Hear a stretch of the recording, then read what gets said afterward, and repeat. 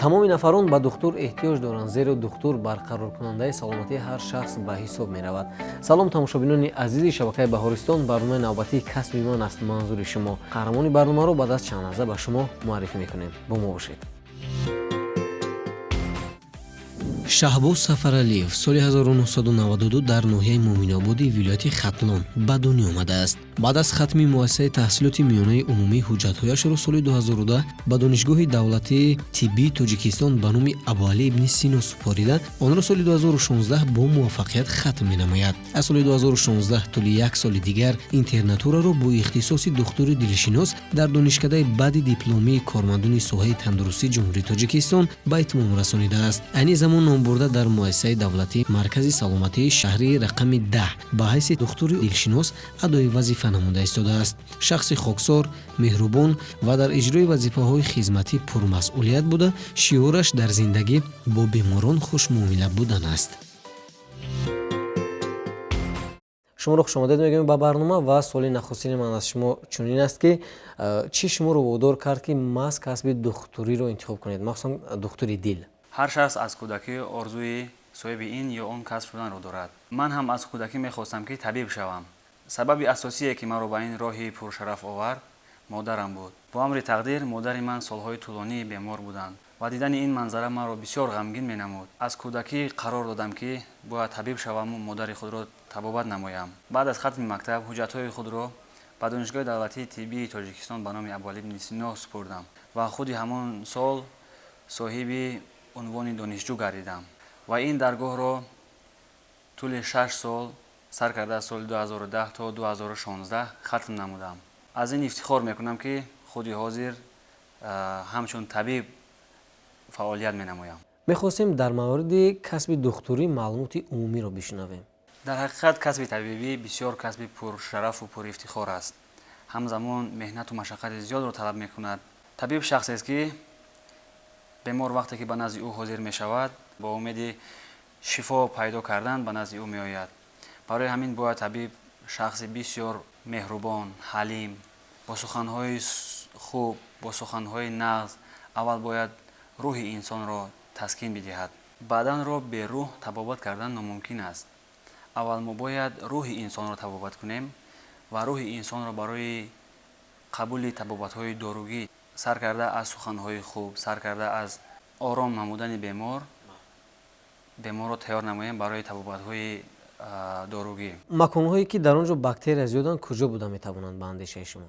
бактерияҳо бисёртар дар маконҳое ҳастанд ки дар он ҷо ифлосӣ ва ғаждӣ зиёд аст. масалан партовҷойҳо, ҳамомҳо, ҳар он чизе ки инсон ба ӯ бисёртар сару кор мегирад. масалан пул, дар ин ҷо бактерияҳо зиёданд.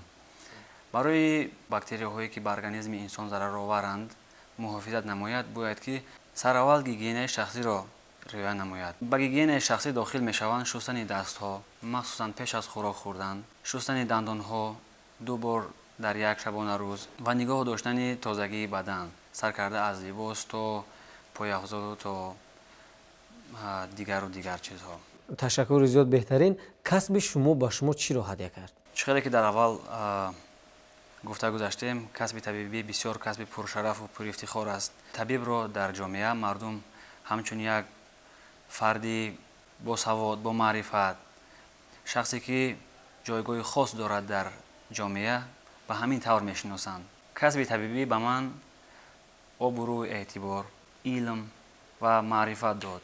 дар ҷомеа вақте ки табибро мебинанд, табибро ҳамчун одами худогоҳ, одами бо илму маърифат мешиносанд. ман бисёр ифтихор мекунам ки соҳиби чунин касб ҳастам. барои соҳибкасб шудан кадом фанҳоро бояд хуб аз худ кард ба андешаи шумо? инсон бояд ҳамаи фанҳоро хуб хонад. системае ки дар мактабҳои миёна мехонанд, ҳамаи ин фанҳо муҳим мебошанд. бештар ба фанҳои дақиқ бояд ки таваҷҷӯҳ зоҳир намоем. сар карда аз синфҳои ибтидоӣ ба хондани забону адабиёт, зоология, биология, химия ва физика бисёртар бояд диққат диҳем. илми тиб дар заминаи ҳамин фанҳо сохта шудааст. вақте ки бемор ба назди мо меояд, вай на танҳо аз бемориаш ба мо сухан мекунад, аз ҳамаи мушкилиҳое ки дар зиндагӣ дорад ба мо нақл мекунад. ташаккури зиёд. беҳтарин вақте ки шумо донишҷӯ будед бештар дарсҳои назаравиро диққат медодед ё ин ки дарсҳои амалиявиро ва кадоме аз онҳо хубтар буданд ба андешаи шумо? бисёр саволи хуб. сар карда аз курсҳои аввали донишҷӯӣ мо бисёртар ҳам ба дарсҳои назаравӣ ва ҳам ба дарсҳои амалиявӣ бисёр диққати ҷиддӣ медиҳем. дарсҳо дар донишгоҳ ба ду қисм ҷудо карда шудаанд, ҳам дарсҳои назаравӣ, ҳам дарсҳои амалиявӣ. масалан мо аввал дарсҳои назаравиро мегузарем ва ҳамин назарияро дар таҷруба амалӣ мекунем ва мебинем. мо ҷудо карда наметавонем ки бояд аввал назаравӣ ё ин ки бояд амалиявиро бисёртар аз худ намоем. ҳар дуяшонро бояд ки аз худ намоем. саломат бошед. беҳтарин. мегуфтед ки духтури дилшинос аз дигар шохаҳои касби духтурӣ чӣ фарқ дорад? дил узви ҳаётан муҳим мебошад. вақте ки кӯдак дар батни модар аст, дар 8-9 ҳафтаинаи ҳомилагӣ дил ба задан шурӯъ мекунад, тапиши дил шурӯъ мешавад ва ин тапиши дил то вақте ки одам ҷон дар бадан дорад ва зиндагӣ мекунад, дил беист кор мекунад ва дил гардиши хунро дар тамоми бадан дар тӯли ҳаёти инсон таъмин менамояд. аз ҳама зиёдтар дар дунё мардум ба бемориҳои дил гирифторанд. фавт аз бемориҳои дил дар дунё дар ҷои аввал меистад. дар соли 2016 аз ҳисоби бемориҳои системаи дилу рагҳо тақрибан 18 миллион нафар одамон фавтиданд, ки ин 31% фавти тамоми инсонҳоро дар дунё ташкил медиҳад. хушбахтона дар ҷумҳуриямон муосиртарин навъи табобати бемориҳои системаи дилу рагҳо ба роҳ монда шудааст ва мо табибони дил мехоҳем ки ба мардум хизмати саривақтӣ ва хизмати босамар расонем.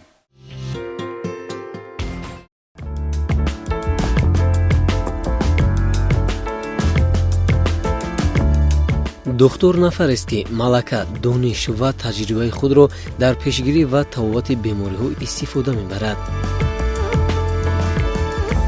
касби духтурӣ яке аз мушкилтарин касбҳо ба ҳисоб меравад, зеро бо саломатӣ ва ҳаёти инсонӣ фаъолият намудан аз ҳар нафар масъулияти баландро талаб менамояд.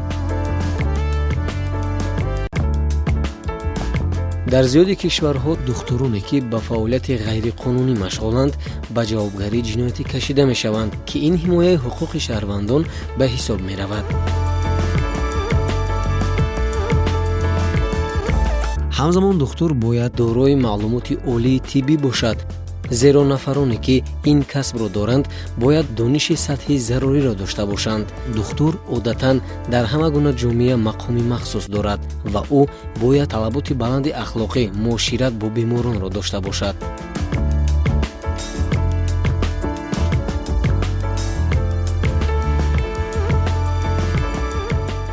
нафароне ки ин касбро доранд қабл аз ҳама бояд худ оромтабиат, психолог ва тарзи дурусти муоширатро донанд, зеро бемор ҳамавақт ба сухани хуш эҳтиёҷ дорад.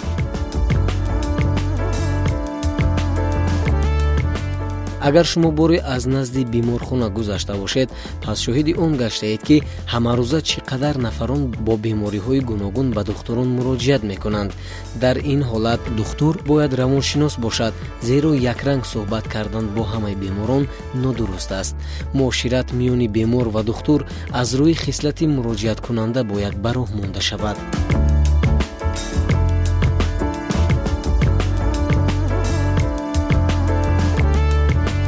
ҳангоми муоина духтур ҳақ надорад то бо як асбоб чанд нафар беморро муоина кунад, зеро баъзе аз бемориҳое ҳастанд ки зудгузарандаанд.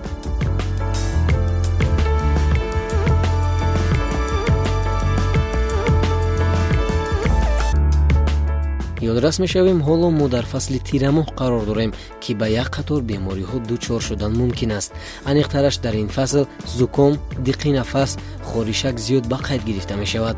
барои гирифтор нашудан ба чунин бемориҳо бояд саривақт ба духтурон, махсусан ба духтури оилавӣ бояд муроҷиат кард.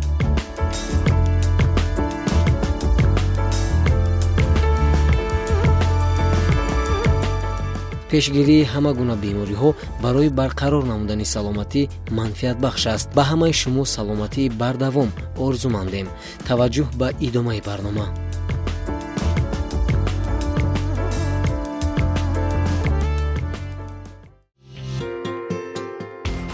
шаҳрвандон бештар бо кадом бемориҳо ба шумо муроҷиат мекунанд?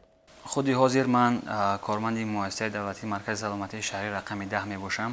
шаҳрвандон бо ҳамаи бемориҳо ба мо муроҷиат менамоянд. бисёртар бо бемориҳои фишорбаландии шараёнӣ, бемориҳои ишемиявии дил муроҷиат менамоянд. мутаассифона ин бемориҳо дар ҷомеа бисёр мушоҳида мешаванд. мо табибон бисёртар кӯшиш менамоем ки дар самти хизматрасонии саривақтӣ ва хизматрасонии самаранок ба шаҳрвандон саҳми худро гузорем. мегӯянд ки духтур бояд нотарс бошад. ин андеша то кадом андоза дуруст аст ба фикри шумо? дар ҳақиқат бояд табиб нотарсу шуҷоъу далер бошад. ҳамзамон бояд эҳтиёткор бошад, чунки мо бо одам сару кор дорем. бояд зиракиро аз даст надиҳем ва дар ҳар ҳолат бояд сатҳи саломатии беморро баҳо диҳем ва ёрдами саривақтии худро расонем. ташаккури зиёд, саломат бошед. мегуфтед ки оё бемориҳои дил аз боду ҳаво вобастагӣ доранд ё ин ки на? бемориҳои дил метавонанд аз боду ҳаво вобастагӣ дошта бошанд. махсусан бемориҳои фишорбаландии шараёнӣ бисёртар ба якбора иваз шудани боду ҳаво ҳассосият доранд. метавонад фишори беморон баланд гардад. дар ин ҳолатҳо бояд беморон худ эҳтиёткор бошанд ва дар вақти эҳтиёҷ пайдо шуданд шаҳрвандон бояд аввалан ба табибони оилавияшон ки дар минтақаҳои онҳо вобаста карда шудааст бояд муроҷиат намоянд. кӯмаки саривақтӣ ба онҳо албатта ки расонида мешавад. шумо ки духтури мутахассиси дил ҳастед, мегуфтед ки чӣ сабаб мешавад ки инсон ба бемории дил гирифтор мешавад? сабабҳои бемориҳои системаи дилу рагҳо зиёданд. сабабҳои асосие ки шаҳрвандон гирифтори бемориҳои дилу рагҳо мегарданд дохил мешавад одатҳои бад ба мисли сигоркашӣ, майнӯшӣ, истифода бурдани машруботи спиртӣ, камҳаракатӣ, фарбегӣ ва ғайраҳо дохил мешаванд. саломатии ҳар шахс дар дасти худи ҳамон шахс аст. инсон бояд ки ин гавҳари ноёбро эҳтиёт кунад ва мисли гавҳараки чашм нигоҳ дорад, чунки вақте ки инсон саломатиашро аз даст медиҳад, ягон чизи дунё дар пешаш қадр надорад. инсон бояд баҳри саломатии худ пайваста дар талош бошад ва пайваста худро аз корҳои бад эмин нигоҳ дорад ва қонунҳои тарзи ҳаёти солимро риоя намояд. ба қонунҳои тарзи ҳаёти солим дохил мешаванд ҳаракат кардани зиёд ва нигоҳ доштан аз одатҳои бад, гигиенаи шахсиро риоя намудан, ба варзиш машғул шудан. бисёр як шиори маъмул аст. варзиш гарави саломатист мегӯянд. дар ҳақиқат ҳам чунин ҳам ҳаст. вақте ки инсон ба варзиш машғул мешавад ва бадани худро обу тоб медиҳад, аз бисёри касалиҳо эмин мешавад. баҳри солим нигоҳ доштани саломатии шаҳрвандон ҳукумати ҷумҳурӣ низ бетараф нест. ҷалби ҷавонон ба соҳаи варзиш, махсусан ба футбол, ин ҳам яке аз стратегияҳои ҷумҳурии Тоҷикистон мебошад ки ҷавононро ба варзиш ҷалб менамояд. мушоҳида мекунем ки дар ҳамаи гӯшаву канори ҷумҳурӣ ҳамон майдончаҳои варзишӣ сохта ба истифода дода шуда истодаанд. ҳатто дар дуртарин маконҳои ҷумҳурӣ ҳамон низ ҳамин хел майдончаҳои муосир сохта ба истифода дода шуда истодаанд. инҳо ҳама равона карда шудааст барои барқарор намудани саломатии шаҳрвандон. саломат бошед. беҳтарин. мегуфтед ки тапиши дил ва фишори хуни нормалӣ чӣ қадар аст? фишори хуни ҳар шахс вобаста ба организми ӯ мутобиқ карда шудааст. мувофиқи меъёр тапиши дили инсон метавонад аз 60 то 90 зарба дар як дақиқа меъёр ҳисобида шавад. фишори систоликӣ аз 120 то 139 миллиметр сутунчаи симоб метавонад меъёр ҳисобида шавад ва ин вобастагӣ дорад ба сину сол ва темпераменти ҳамон худи бемор, худи шахс. бемории фишорбаландии шараёнӣ 3 дараҷа дорад. вақте ки фишори систоликии хуни инсон аз 140 то 159 мешавад, инро фишорбаландии шараёнӣ дараҷа 1 меноманд. вақте ки фишори хуни систоликии инсон аз 160 то 179 мешавад, инро фишорбаландии шараёнии дуюм дараҷа меноманд.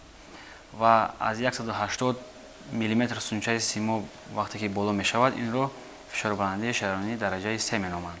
ва фишори хуни нормалӣ 120 маъмулан 120 ба 80 мегӯянд. 120 ба 80 миллиметр сутунчаи симоб мегӯянд. саломат бошед. барои нигоҳ доштани солимӣ бардавом кадом амалҳоро бояд иҷро кунем? барои нигоҳ доштани саломатӣ ҳар шахс бояд худаш кӯшиш намояд. Барои саломатиро нигоҳ доштан бояд риоя кунем аз гигиенаи шахсиро риоя намоем. ва барои гирифтор нашудан ба бемориҳои дил инсон бояд ҳама вақт дар ҳаракат бошад ва аз одатҳои бад даст кашад, қонунҳои тарзи ҳаёти солимро риоя намояд ва пайваста бо варзиш машғул шавад. ва дар охир ба тамошобинони телевизиони Баҳористон чӣ тавсияҳо медиҳед? ба тамошобинони телевизиони Баҳористон гуфтаниям ки ҳама вақт саломатии худашонро нигоҳ доранд, эҳтиёткор бошанд ва пайваста ба варзиш машғул шаванд, дар барқарор намудани вазъи саломатии худ бетараф набошанд. ва ба тамоми хонандагон чунин тавсия медиҳам ки илмҳои мактаби миёнаро хуб аз худ намоянд ва ба дарсҳо бисёртар диққати ҷиддӣ диҳанд ва дар оянда метавонанд мутахассиси хуби соҳаи тиб шаванд. саломат бошед. ташаккури зиёд барои иштирок ва барои маълумотҳои саҳеҳ, муҳим ва дастрас. ман фикр мекунам барои нафароне ки касби духтуриро дар оянда интихоб мекарданд, аз суҳбати шумо ба худ якҷаҳон маълумот гирифтанд ва дар оянда дар интихоби касб ба хатогӣ роҳ намедиҳанд. саломат бошед. тамошобинони азиз, ин ҷо барномаи навбатии касби ман аз шабакаи Баҳористон ба анҷом мерасад. доир ба дигар касбҳои пуршараф ва пурифтихор дар барномаҳои оянда ба шумо маълумот медиҳем. то барномаи навбатии касби ман, тансиҳат ва хунобод бошед. хайр.